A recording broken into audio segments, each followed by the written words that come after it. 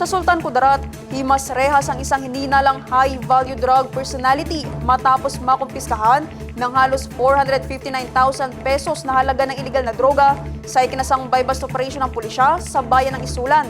Ang blotter sa report. Kinilala ang naaresto na si alias Picoy, 44 years old, binata, self-employed at residente ng barangay Improgo, Banga, South Cotabato. Siya ay tinuturing na high-value individual na sangkot sa iligal na droga. Sa isinagawang operasyon, na-recover mula sa pag-iingat ng sospek ang 10 sachet ng hininalang methamphetamine hydrochloride o shabu na may kabuang bigat na 67.59 grams at tinatayang nagkakahalaga ng 459,612 pesos. Nasamsam din sa operasyon ng isang cellular phone, isang motorsiklo, at 1,000 pesos buy-bust money.